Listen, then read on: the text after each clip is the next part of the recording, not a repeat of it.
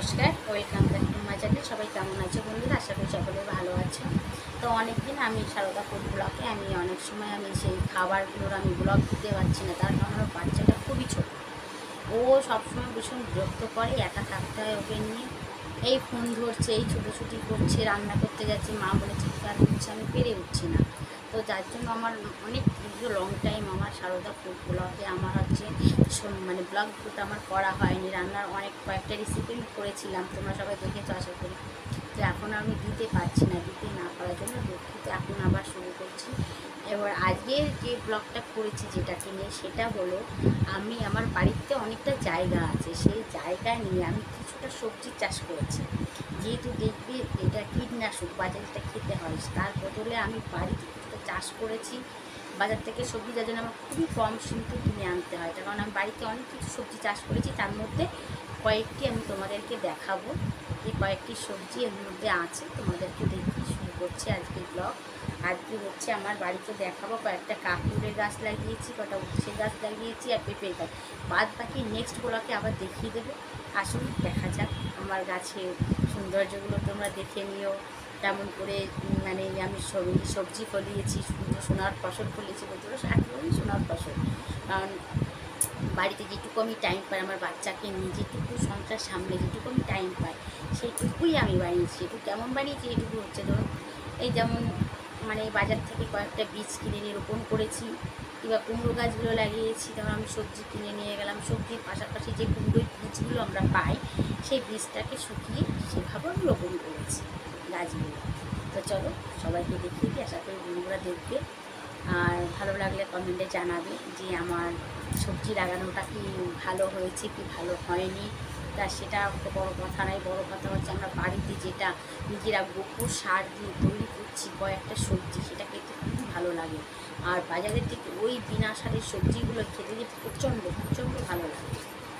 Two my channel Sarada food lover, সবাইকে স্বাগত জানিয়ে শুরু করছি আজকের ব্লগ। আজকের ব্লগ হচ্ছে, দেখুন আমি তো ভ্যারাইটিস ধরনের খাবার খাই কিংবা রান্না করে দেখিয়েছি আগে পরে, তার জন্য দেখেছো আমি নিজে বাড়িতে কয়েকটা সবজি চাষ করেছি। আজকে সেটাই তোমাদের দেখাতে এসেছি। দেখো আমি নিজের হাতে কাঁকরোলটা চাষ করেছি। এখানে কাঁকরোল কিংবা কুমড়ো গাছ দুটোই আছে। সেটাই যে মারা গেছে কুমড়ো গাছটা, এই যে কুমড়ো গাছ, ঠিক আছে, নিজে হাতে চাষ করেছি বিনা সার ওষুধে। কিন্তু এইগুলো খেতে খুবই ভালো, খুবই সুস্বাদু এই সবজিগুলো। আর বিশেষ করে এটা তো সার ওষুধ নেই, তো ঘরোয়া পদ্ধতিতে আমার বানানো। এই দেখো এত সুন্দর করে বানিয়েছি। এটা পুরো আমার কাঁকরোলের গাছ। এই যে কাঁকরোল গাছটা খুব সুন্দর হয়ে এসেছে, তোমাদের দেখানোর জন্য আরও ভালোভাবে এনেছি। কাঁকরোলের ফুল ফুটেছে, এই একটা কাঁকরোল হয়েছে, কত সুন্দর দেখতে পেয়েছে তো, খুবই সুন্দর। আর এই কাঁকরোলগুলো খেতে সত্যি বলছি খুবই অসাধারণ, খুবই সুস্বাদু খেতে লাগে এবং খুবই ভালো লাগে খেতে। তার কারণ হচ্ছে যে বাজারে যেগুলো কীটনাশক দিয়ে তৈরি করা হয়, আমার বাড়িতে এটা কীটনাশক চলছে না, তো এটা কীটনাশক নয়, এটা হচ্ছে শুধু গোবর সার দিয়ে। সেটা গোবর সার দিয়ে বানানো, যার জন্য গাছগুলো খুব সতেজ হয়েছে। এই দেখো এটা কুমড়ো গাছ একসঙ্গে জয়েন্ট হয়ে গেছে, আর এটা হচ্ছে কাঁকরোল গাছ, যেটা আমি বাড়িতে বানিয়েছি। খুবই ভালো লাগে এই সমস্ত সবজিগুলো খেতে। তো দেখো সারদা ফুড লাভারে এগুলো বানিয়েছে। এখানে আছে কাঁকরোল গাছ, সুন্দর সুন্দর কাঁকরোল ধরেছে। দেখো এখানে কাঁকরোল ধরেছে কত সুন্দর। এখানে একটা কাঁকরোলের ফুল হয়েছে, সবে নতুন গাছ তো, এই একটা কাঁকরোলের সবে করি, ফুল এখনো হয়ে পারেনি। এই দেখো কত সুন্দর একটা কাঁকরোল ধরেছে, খুব সুন্দর লাগছে তো বন্ধুরা। তো দেখো আবার আনাজের জন্য আবার একটা গাছে চলে এলাম, সেটা হচ্ছে উচ্ছে। দেখো কত সুন্দর উচ্ছে হয়েছে আমার গাছে, দেখেছো, খুব সুন্দর। এখানে দেখো একটা লঙ্কা গাছ লাগিয়েছি, দেখো উচ্ছে গাছের গুঁড়িটা দিয়েছি, কত সুন্দর দেখতে পাচ্ছ বন্ধুরা। পরিষ্কার করে দেখিয়ে দিলাম। পাশে আবার একটা, এটাকে কি যেন বলে, হচ্ছে সিম গাছ, এটা উঠেছে সুন্দর করে। সিম গাছটা তখন সিম হয়ে পারেনি, সবে গাছ উঠেছে, কিন্তু উচ্ছে গাছে দেখো কত সুন্দর সুন্দর উচ্ছে হচ্ছে।